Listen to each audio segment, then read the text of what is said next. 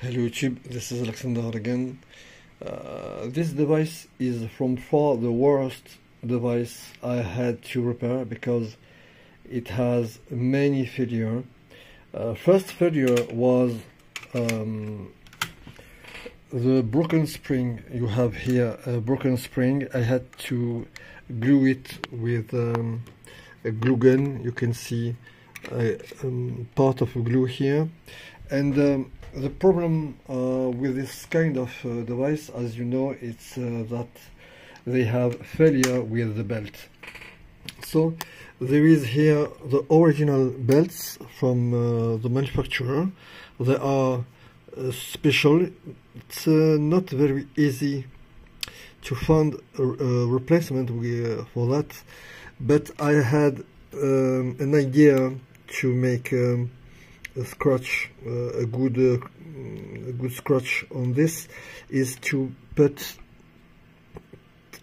tape, classical tape, upside down tape like this one, and you use the non-stickable face. You glue it on the pulley, and the belt will grip on it.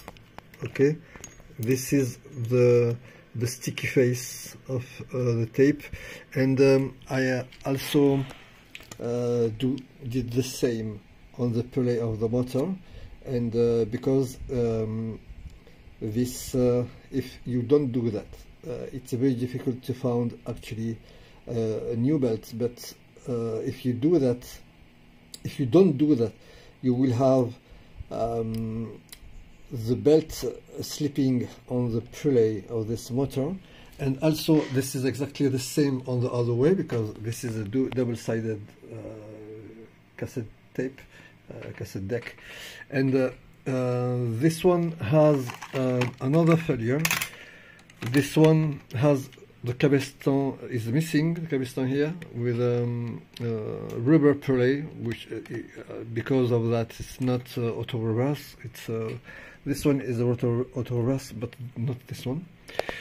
The problem with that is was mainly bad contacts. Because some little corrosion, I think. You will have many contacts here. All those contacts to detect the cassette and make the mechanism playing. But also you have a very important switch, and this very important switch is this one. It detects the mechanism when it's go to the top, because there is here some coil with a piston which activates some mechanics on it, and this contact here is not very good. So I put some little products like this. This is a clean. This is for a chain of some bike, but I use it to clean some bad contacts also. And because if you don't have a good contact here, this mechanism is not able to work properly. Also because this is not the last thing. There was on this card was not running because it had a very bad capacitor, and this is this one, very bad, but okay, because I changed it, and so there is a sound. This is not, I think we usually listen MP3 and CD sounds, so when we heard a cassette we found it very crap. But so this is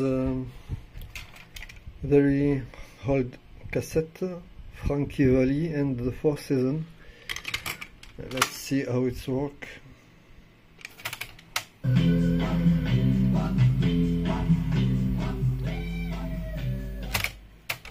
Baby, won't you call on my name? Okay. Of course, many hands on this cassette deck, so it was very hard to find something to start and troubleshooting. But this is just for a friend because he's a lover of this whole thing, and the main thing is now it's working, and he's able to listen a whole cassette, because this is a nostalgic way, I think. So this way, this face is not working. Okay, because there is a cabeston missing here. Okay, this one is supplied by an external power supply, because on the rack it has a special power supply coming from the other elements. Okay, okay. So I think okay, there was all those bad contacts and those belts working, and this capacitor changing, and okay, that's okay, it's working. So it was a very short video about the mess of today. Okay, those buttons are not working, but I guess there is some plug for the main elements which are able to command this cassette deck, I think, but you need to have all the original elements to make it working properly.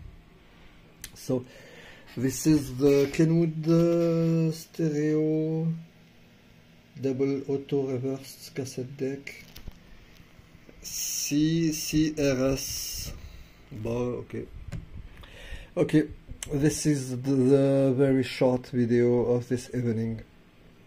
I hope you like it, and till you see you soon.